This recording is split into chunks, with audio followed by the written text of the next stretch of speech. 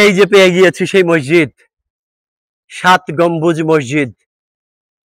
দেখুন চমৎকার।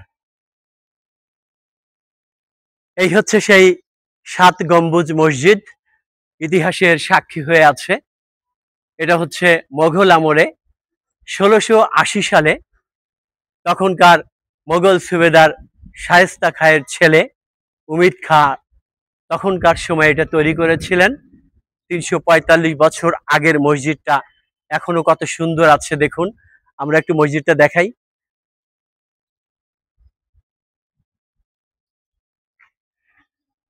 আর 7 মসজিদ রোড যেটা শুরু হয়েছে ঠিক এই মসজিদকে কেন্দ্র করেই জাস্ট বিডিআর পর্যন্ত অর্থাৎ বিজিবি গেট পর্যন্ত মোহাম্মদপুর দিয়ে চলে গেছে।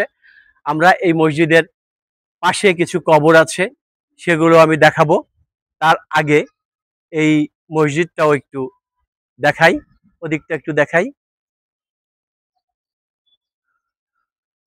দেখেন মসজিদটা, এখানে মসজিদের 4টা মিনার আছে আর 3টা গম্বুজ আছে। 3 আর 4 এই 7টা মিলে নাম হয়েছে 7 গম্বুজ। ঠিক এটা কিন্তু 7 গম্বুজ, 7। বাগেরহাটের 60 গম্বুজ না, এটা 7 গম্বুজ। একটু পরে আসরের নামাজের জন্য এখনই খুলে দেওয়া হয়েছে মসজিদটা। আমি একটু মসজিদের পাশটা দেখাই। এটা হচ্ছে উত্তর পাশের মিনার, আর ওটা হচ্ছে দক্ষিণ পাশের মিনার। এরপরে পশ্চিম উত্তর কোণায়ও একটা আছে, দক্ষিণ পশ্চিম কোণায়ও আছে। মুসল্লিরা আগের থেকেই বসে আছেন এখানে নামাজ পড়ার জন্য।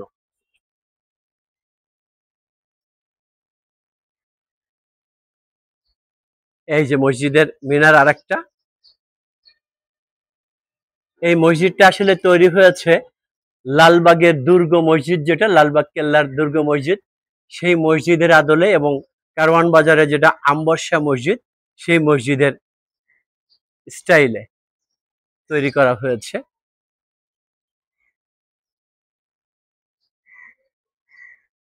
কাছের থেকে নিচ্ছি আমরা। 4টিখানি কথা না, 345 বছর আগে। এটার পূর্ব এবং পশ্চিম সব দিকে একই রকম। পূর্ব পশ্চিম একরকম আর উত্তর দক্ষিণ একরকম। এটা হচ্ছে অজুখানা। এই ছেলেটা আছে আমার সাথে ভিডিও করার সাহায্যের জন্য। তোমার নাম? মোহাম্মদ রায়হান ইসলাম।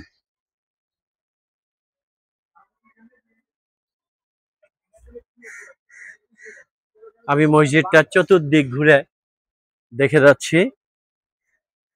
এটা হচ্ছে দক্ষিণ পশ্চিম কর্নারের মিনার, অর্থাৎ চারপাশে 4টা মিনার আর মাঝখানে হচ্ছে 3টা গম্বুজ।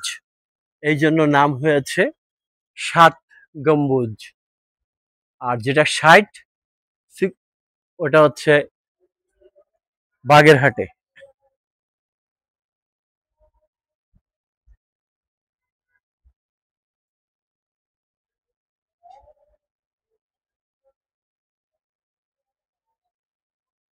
তখনকার স্থাপত্য এখনকার সাথে মেলে না।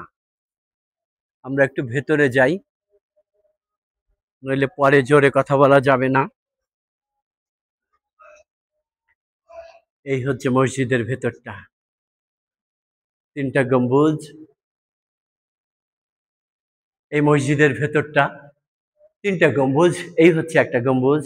রায়হান তুমি দেখাও। হ্যাঁ, তারপরে এদিকে আসো। এখানে হচ্ছে ইমাম সাহেবের জায়গা। ইমাম সাহেব এখানে দাঁড়ান। হয়তো এই মসজিদটা আরো নিচু ছিল বোধহয়। এই হচ্ছে 3য় গম্বুজ।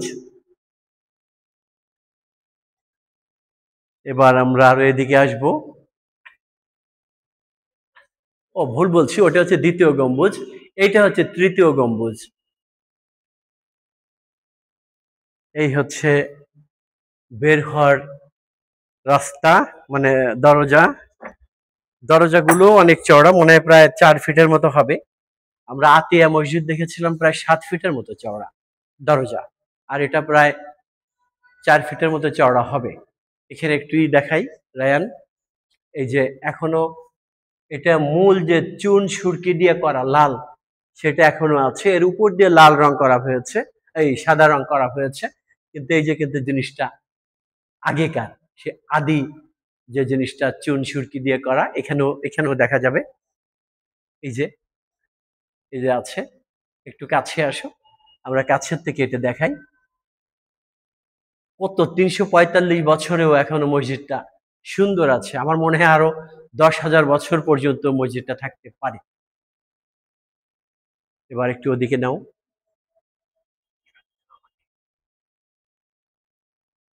আমরা মসজিদের ভেতরটা দেখলাম, আবার একটু বাইরে যাব, ওনার থেকে পুরোটা নিয়ে নিই।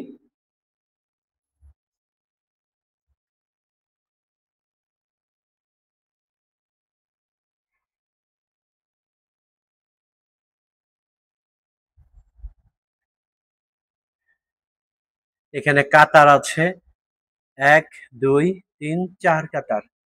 4 কাতার নামাজ পড়া যাবে, 1 2 3, হ্যাঁ 4 কাতার পড়া যাবে, 3 কাতারও হয়। মসজিদটা দেখানোর এবং দেখার সৌভাগ্য হলো। কবরগুলো আমরা জানি না কার কবর, এখানে আমরা হয়তো নামগুলো পড়তে পারবো।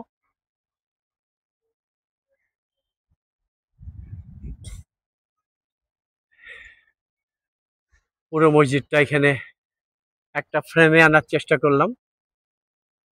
দেখেন, দুটো মিনার দেখা যাচ্ছে আর 3টা গম্বুজ দেখা যাচ্ছে। আবার পশ্চিম পাশে দুটো মিনার আছে, 4টা মিনার, 3টে গম্বুজ। এটা মিলে হয়েছে 7 গম্বুজ মসজিদ। অর্থাৎ এটা মোহাম্মদপুর বাস স্ট্যান্ডের থেকে উত্তর পাশে। আপনারা যারা দেখতে আসবেন মসজিদটা, তারা ঢাকায় এসে, যে কোনো জেলা থেকে ঢাকায় আসার পরে বলবেন মোহাম্মদপুর বাস স্ট্যান্ড যাব। মোহাম্মদপুর বাস স্ট্যান্ড থেকেই ওয়াকিং ডিস্টেন্স, 2 মিনিটের মতো লাগবে হেঁটে আসতে। এবং ওখানে আল্লাহ করিম মসজিদ আছে, মসজিদের উত্তর পাশে। এই মসজিদটা এখনো কত সুন্দর আছে। আমার মনে হয় না আরো 1000-2000 বছরে এই মসজিদটা নষ্ট হবে যদি এটাকে সংরক্ষণ করা হয়, গণপূর্ত বিভাগে দেওয়া হয়, বা মোট কথা যদি সরকার এটাকে সংরক্ষণ করে, মসজিদ কমিটি যদি এটা সংরক্ষণ করে।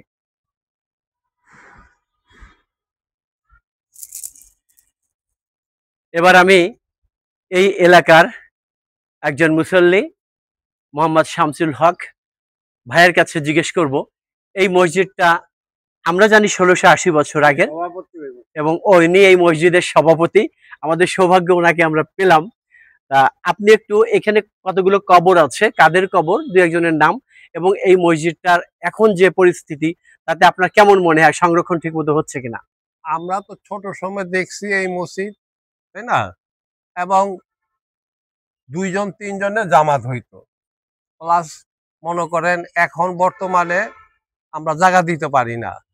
এই মসজিদটা জাদুঘরের আন্ডারে নিয়ে গেছে সরকারি। এইখানে কবর আছে।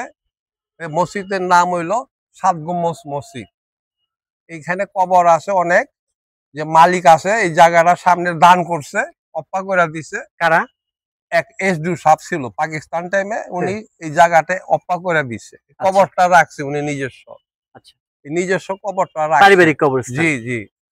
এই একজন হইলো এই প্রথম সাদা, ওই সাদা দেখা যায়, হ্যাঁ, হ্যাঁ। উনি পাকিস্তানি পাঞ্জাবের। আচ্ছা উনি হাজি সাহেব, পীর সাহেব ছিল আর কি। আচ্ছা তা 100 বছরের উপরে হইছে, উনি মারা গেছে। আচ্ছা। তার আরেক ভাই মারা গেছে, উনি এই মসজিদের ইমাম সাহেব ছিল, এবং উনি মারা যাওয়ার পরে ওইটা মনে হয় 75 বছর মতন হইছে। আচ্ছা আচ্ছা। আর এই মালিক যে যে জায়গা দিছে, সেই জায়গার মালিক এখানেও শুয়ে আছে। এটা পাকিস্তান টাইমে এসডু ছিল, উনি নিলামে কিনছে, কিনার পরে ম্যাপ কইরা এটা ওই রাস্তা পর্যন্ত জায়গাটা দিয়ে দিছে মসজিদে অফা কইরা। এবং ওখান থেকে শুরু হয়েছে 7 মসজিদ রোড। হ্যাঁ, 7 মসজিদ। এই মসজিদের নামকরণেই কিন্তু মসজিদ ওইটা হয়েছে। আল্লাহ করিম মসজিদের এখান থেকে 7 মসজিদ রোড, 7 মসজিদ রোড থেকে বিডিআর গেট পর্যন্ত হয়েছে। হ্যাঁ হ্যাঁ হ্যাঁ। অনেক ধন্যবাদ আপনাকে ভাইজান। এটা তো শায়েস্তা খান তৈরি করছে এই মসজিদ। শায়েস্তা খানের ছেলে উমিদ খাঁ। শায়েস্তা খান তৈরি করছে।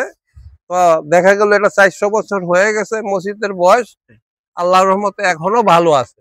হ্যাঁ, আল্লাহর ঘর আল্লাহই ভালো রাখবে। এখানে মনে হয় ঈদের নামাজও পড়া হয়। ঈদের নামাজ ওই ভিতরে পড়া হয়, ওই গেট খুলে দেওয়া হয়। হ্যাঁ। ঈদের জামাত তো ইমাম সাহেব বাইরে পড়ে, ভিতরে পড়ে না, বাইরে ওই দরজার মধ্যে।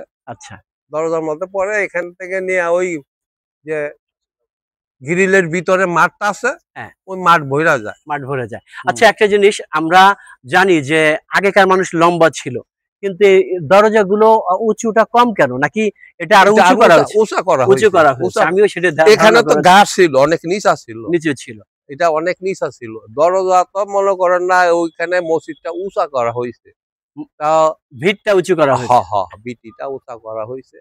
আগে তো বন্যা হইতো, তো আমরা অনেক সময় দেখছি মুরব্বীরা বাম দিয়া রাখছে, ইটা দিয়া, কালো মাটি দিয়া বাম দিয়া, যাতে মসজিদের ভিতরে পানি না আসে, জামাত হইতো। এই জন্য এটা উঁচু হয়েছে। এই জন্য বন্ধুরা, এই যে আমরা যে দরজাগুলো দেখছি, আসলে দরজাগুলো আরো হাইট উঁচু ছিল, অর্থাৎ নিচুর দিকে ছিল, কিন্তু উঁচু করার কারণে এখন হাইটটা কম দেখায়। ওই মিনার, ওই যে মিনার আমরা দাঁড়াইছি, এটা অনেক নিচা ছিল, গাছ ছিল এখানে। আচ্ছা, এটা অনেক উঁচা হয়ে গেছে।